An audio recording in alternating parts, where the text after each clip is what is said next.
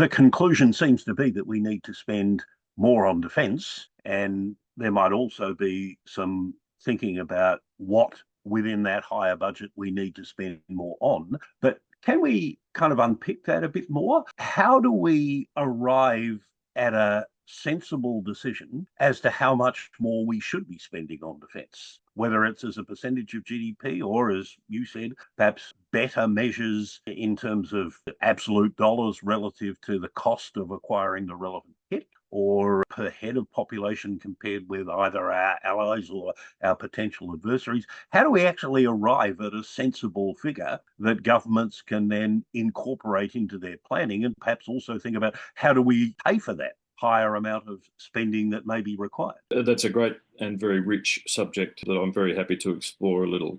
I'll start perhaps with the ANZUS Treaty, because there's a lot of misconception about the ANZUS Treaty. The ANZUS Treaty was agreed to by the Americans with great reluctance. They didn't want it at the beginning, and they were not interested in doing it. When they eventually and it doesn't commit them to anything in the way that the NATO treaty does it? My very next and critically important point is that unlike NATO and that treaty, and unlike America's treaty with Japan, Australia's treaty, ANZUS, has no what they call Article 5, which is essentially that an attack on one is considered an attack on all. There is no guaranteed response. There is no guaranteed protection in the ANZUS treaty for Australia if we become threatened. And what I think people need to understand is that critically important, countries will generally act in their own interests first. That's certainly what we're seeing out of America, but that's not unusual. Countries generally, act first in their own national interest. That's an appropriate thing for everybody to do. But what we have seen over time is that the Americans have declined to participate with us in some things. Confrontation in the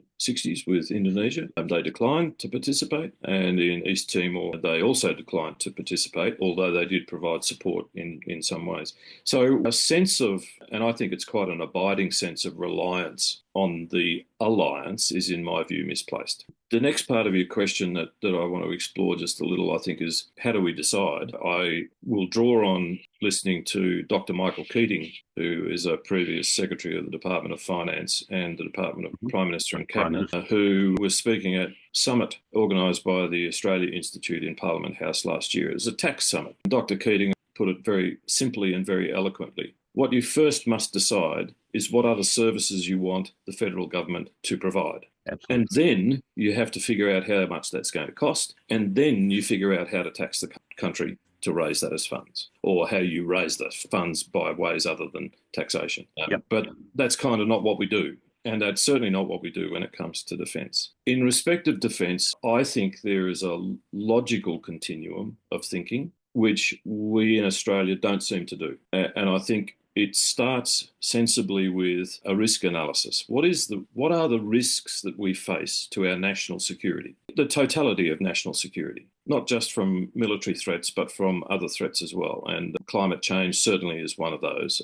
But there are others. Pandemics, supply chain disruptions, many things that will quite quickly translate into national security threats. What are the risks? And then a sensible risk analysis always has two parts: the likelihood of the event arising and the nature of pain that it's going to cause. And then you decide on a strategy, which is a national security strategy, which we don't do. So we don't do, as far as I'm aware, we don't do a risk analysis. We don't create a national security strategy. What we do is we come up with a defence strategy. A defence strategy should sensibly be a subset, a part of a national security strategy, but that's not what we do. So we have a defence strategy. And from that, there is always the tension that arises immediately of translating the defence strategy into hardware and an acquisition program and determining the size of the uniformed force and how we're going to sustain and support it and where the infrastructure is going to go and what we're going to do in Australia and what we're going to buy from offshore and what's the risk. We seem, I think, to have intellectually put the cart before the horse in the way we come up with the answer. The answer of how much money we should spend on defence really lies with what does our defence strategy look like and what therefore are we going to invest money in, and then how much do we think we need to invest and how are we going to get that money. So we always start with the money. Yes. unfortunately. Yes. And I think if you also reflect on one of the significant characteristics of the Australian Defence Force, and this was a comment made by Professor Emeritus Paul Dibb back in the days when he was working with Defence Minister Beazley on what became the Defence White Paper 87, Defence of Australia 1987. In the covering letter that he wrote to the minister over the report when he tabled it was a statement that continues to ring true today. And it was this. He said, and I paraphrase, "I can find no justification in any of the departmental thinking, Department of Defence, whatsoever that supports why we still have 3 guided missile destroyers, 3 fighter squadrons, and 9 Army infantry battalions, which has been the same and has remained the same since that time. We have 3 guided missile destroyers today of the Hobart class that are new and quite powerful ships, although actually the country that designed them describes them as frigates. We call them destroyers. What's in the name? Well, that's a subject for another discussion. But we have 3 today. And those 3 ships replaced the 3 American destroyers that we went to Vietnam that I mentioned before. Yep. Those 3 ships replaced the 3 British destroyers we had before that. And those 3 ships replaced, and so on, back to 1914. There's always been 3. What is the logic for 3? Well, I would say there is no logic for 3. Indeed. There's none, because it doesn't start from the point of what do we think we actually need. Is it possible to say that we need, I'm picking a figure out of the year, 6 or 8? Well, if you also take into account the notion, which has had bipartisan support with our politicians, that we are going to build our combat ships in Australia, which is something that I think I mentioned previously, there are quite sound arguments as to why we should do that. And we have consistently demonstrated for a century that we can, and that it's not necessarily going to cost us any more in the acquisition phase, and it's going to save us a lot of money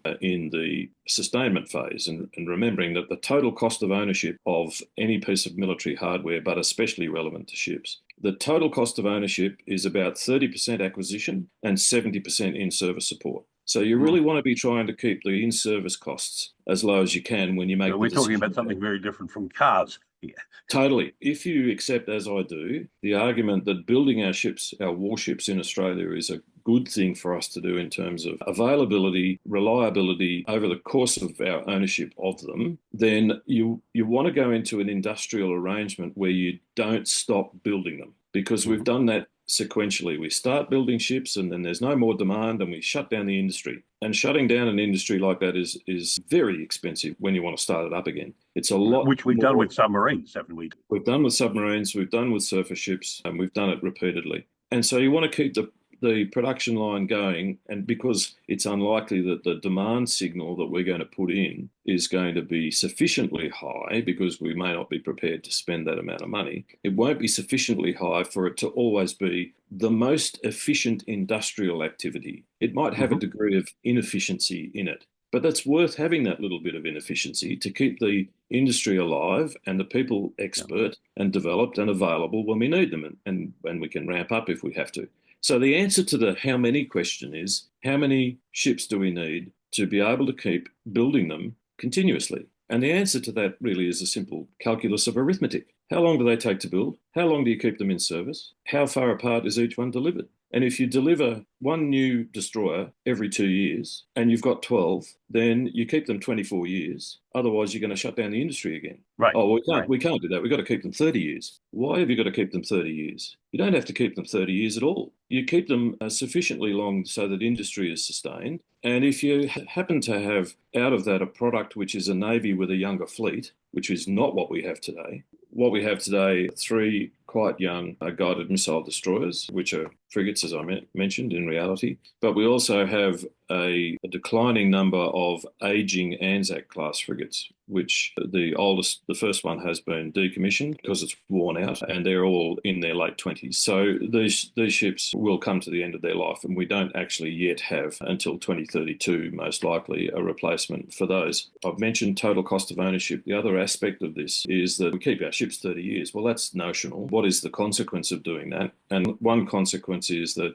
with those systems which are changing most rapidly, which are generally the computerized and electronic systems, that they are evolving and needing to be updated much more quickly than had been the case in the past, where ships were mechanical. only. Even the computers were mechanical computers, not Mhm. electronic computers. So what we've been in the habit of doing is major midlife upgrades for our combatant ships. And there are a number of characteristics of those. They tend to be very expensive, and in some cases they cost more than the original acquisition cost of the ship. Secondly, depending on how extensive they are, they take the ships out of service for a long time, and it can be a ship out of service for up to 3 years. And in the case of the old guided missile frigates, which we did major upgrades to, we ran out of money in the budget. We had 6 of those ships. We were going to upgrade 6. We ran out of money at 4. So we disposed of the oldest 2. And that class of ships, because it took a long time to get them working again, that class of ship